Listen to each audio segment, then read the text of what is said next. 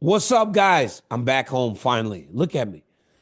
Been a rough month at the Ultimate Fighter. The boy has been but it it was it was something. Let's just say it was something. I like the experience because I like to coach and I love being around Chael and everything, but it was something. Busy. But I'm glad to be home. Glad to be able to start coming back directly to you guys, especially on some of these things that have been happening in mixed martial arts. So, UFC 313 saw Justin Gaethje return successfully back to the octagon, beat Rafael Fiziev in what was a typical Justin Gaethje fight. Look, there were so many people that wondered if he could still fight, if he could still do this and the other. Uh, he answered that. But by winning that fight, when you're a guy like Justin Gaethje, Dustin Poirier, it really is all about timing of when you're going to get something. So as soon as he wins a fight, obviously people start asking if he wants to fight Islam Makhachev. You know what's funny is how short memory we as fans have. Because right before JG went into that fight, I had people from Stephen A all the way up on First Take to the fan that I would see in passing in Las Vegas telling me they were concerned about Justin, concerned about his ability to take a punch. Does he still have it? He wins one fight, and now people are saying, let's give him a title fight. It's like the way things change so quickly to me is always surprising because I get having a short memory as a fan, but we were talking about him being retired a fight ago. Now, I am not saying I don't want him to get a championship opportunity. I'm just saying how quickly things can change in the sport of mixed martial arts, especially when you have a star attached to your name like Justin Gaethje. Does he deserve a title fight? Uh, in terms of resume, right now, no, because actually, so he beat Dustin Poirier to win the BMF title. He beat somebody right before. Hold on, let me see. Let me jump on my deal here. So he beat Dustin Poirier to win the BMF title. He lost his championship fight to Khabib, obviously, but that was 2020. So when I look back at JG's record, right? In 24, he lost to Max Holloway. In 23, he beat Dustin Poirier and he beat Rafael Fiziev. 22, he lost to Oliveira. So he lost his title fight against Oliveira. Won two fights, then lost. Won another one. So he's essentially 3-1 in his last four fights. When you got to, like again, when you're a star like Justin Gaethje, that can get you a title fight. But then everybody else is pissed off. Arman Tsarukyan's pissed off, right? Says he doesn't deserve after beating the number 11 ranked guy in the world on short notice. But the problem is for Arman is that he didn't fight Islam in Los Angeles. And then right away, the organization says he's not fighting for the belt next. So it really does put him in a situation where you went from number one contender to really not having much say.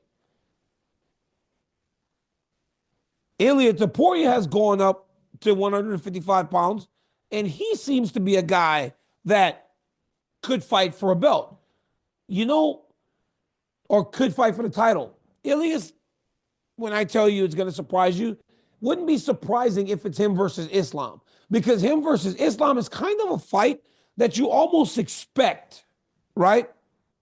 Almost expect whenever you have a guy like the champion going up to another weight class and have a dominant champion that's beaten so many guys in that weight class that he's going up to. I don't know that Islam should fight him first because for Makhachev, he goes and beats Ilia Topuria, right? People will say he beat Volk, he beat Ilia Topuria, he beat Charles Oliveira, and he beat Renato Moicano. Seems pretty good. That's 5 title fight wins. But in that, it would say, well, he's defended the belt 3 times against featherweights. Because at the end of the day, guys, it doesn't matter what you do or in high regard you hold someone. The fact that he was the champion in the lower weight class is what's going to be pointed to the moment Islam beats him. Because anytime you have a dominant champ, anytime, you look for reasons to discredit them. Happens all the time. He beat a featherweight, and he beat a featherweight, and then he beat a guy that was ranked lower on a day's notice. People will always try to find holes in his title reign when those title reign holes aren't there. He is the best fighter in the world. He is the number 1 pound-for-pound guy in the world, and we should respect that. But Justin Gaethje seems to be the guy that could be next. But Ilia Topuria is there. Also, Arman Tsarukyan has a claim to maybe getting a title fight. 155 right now is a complete mess. It's a mess. With this mess, I would say, for me personally, to make it more clear, to add some direction to the weight class. Hell, guys, we still got Dustin Poirier out here who says he's only fighting legends. There's only certain guys that fit the idea of who he wants to fight as a retirement fight, even though we thought the last fight was a retirement fight. He told us all that he was done, right? He told us all that he was done, but he's back now, and nobody's mad that Dustin Poirier is going to continue to fight. But only a few guys fit the bill of who he wants to see the last time he steps into the octagon, especially if it's in New Orleans. So here's what I got for you. God, because I even forgot about Oliveira. Dude, it's an abundance of riches at 155 pounds. Oliveira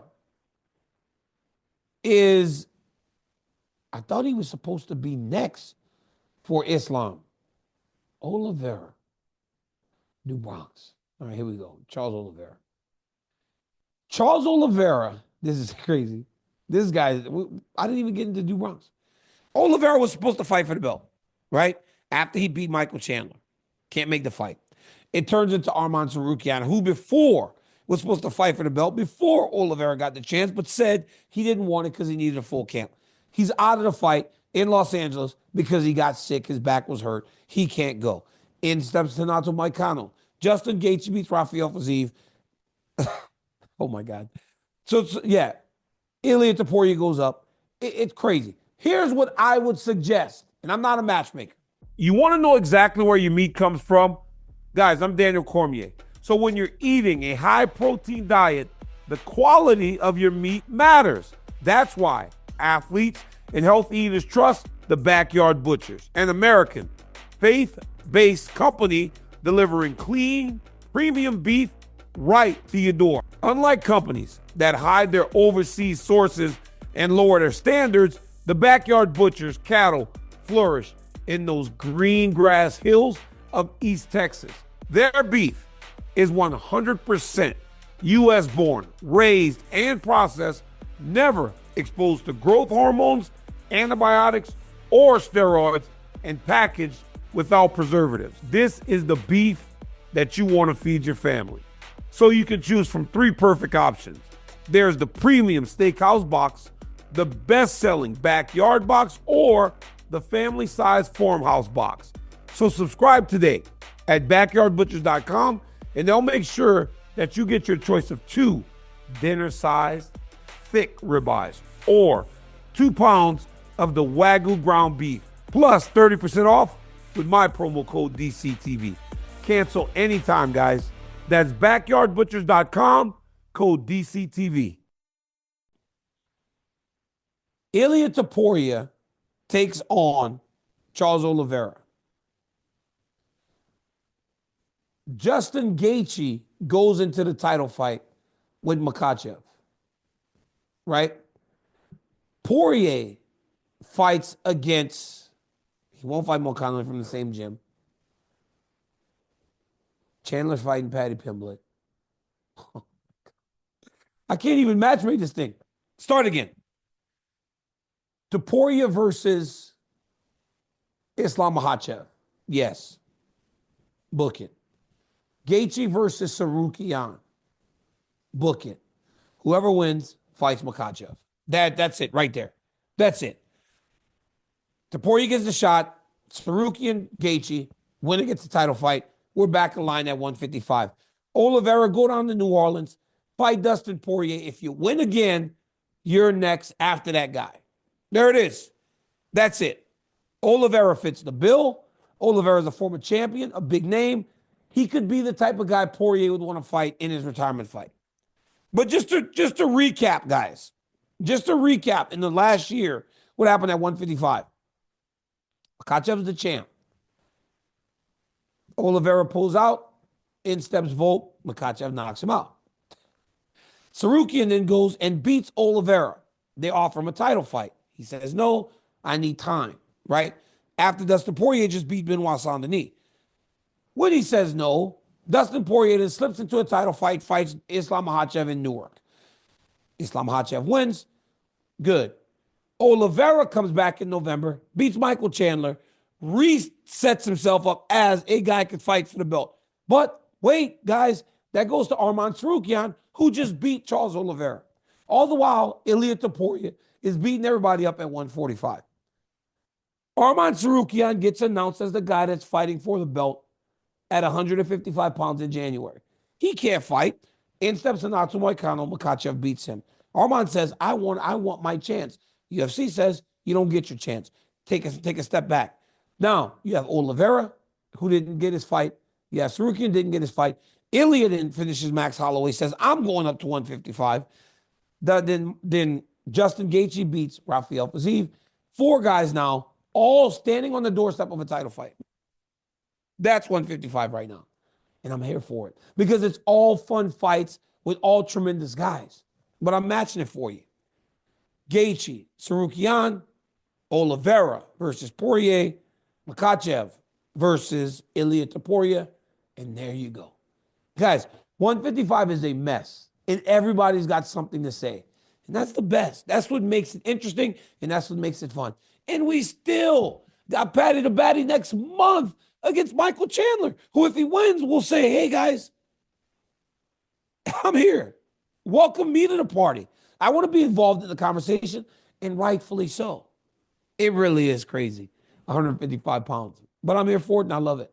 So, guys, happy to be home. Happy to be back talking to you guys directly. Until next time, like, subscribe, and tell your friends about my YouTube channel. Peace.